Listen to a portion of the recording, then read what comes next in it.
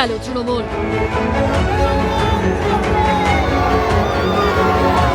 তৃণমূলকে উৎখাত করে প্রথমবার পশ্চিমবঙ্গে ক্ষমতায় এলো বিজেপি।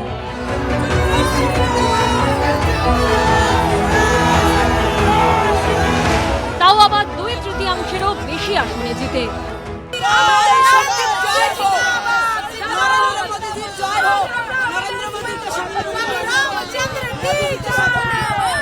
পাহাড় থেকে সাগর, জঙ্গল থেকে শহর,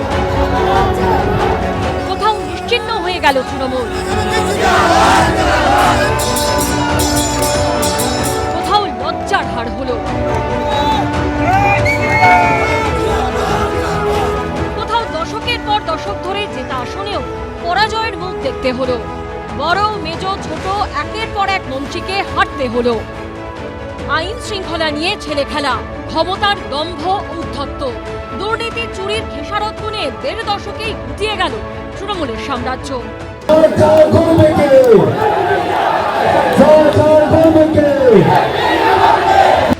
পশ্চিমবঙ্গে বিজেপির জন্য স্পেশাল 26। 1.5 দশক পর রাজ্যে ফের পরিবর্তন। BJP in, Trinamool out. Mamata Bandyopadhyay সরকারকে ক্ষমতা থেকে ছুড়ে ফেলে দিল পশ্চিমবঙ্গবাসী।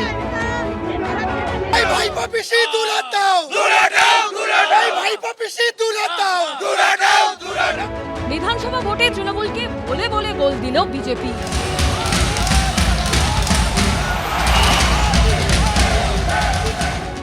পশ্চিমবঙ্গ জুড়ে এখন শুধুই রং দে তুম হে গেরুয়া।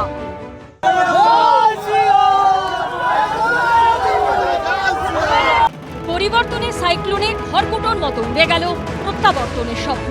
আরজিকর কাণ্ড থেকে নিয়োগ দুর্নীতির চোখের জল মোছালো সুষ্ঠু ভোটের ফল। তৃণমূলকে উৎখাত করে বিজেপিকে সিংহাসনে বসিয়ে আবার হাসল পশ্চিমবঙ্গ। বলছি দিদি, 15 বছর আপনি অনেক জ্বালিয়েছেন, আর পাচ্ছি না, আপনি যান।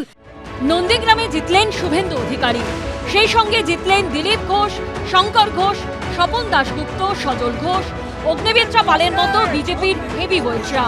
রাস্তায় নামতেই অভিষেক বন্দ্যোপাধ্যায়ের উদ্দেশ্যে দেওয়া হলো চোর স্লোগান।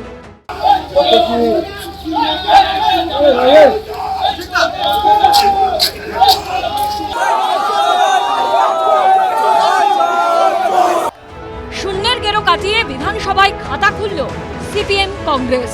তবে লোকসভা ভোটের পর বিধানসভা ভোটেও হারের মুখ দেখতে হলো অধীর চৌধুরীকে। এবিপি আনন্দ। এবিপি আনন্দ, এগিয়ে থাকে, এগিয়ে রাখে।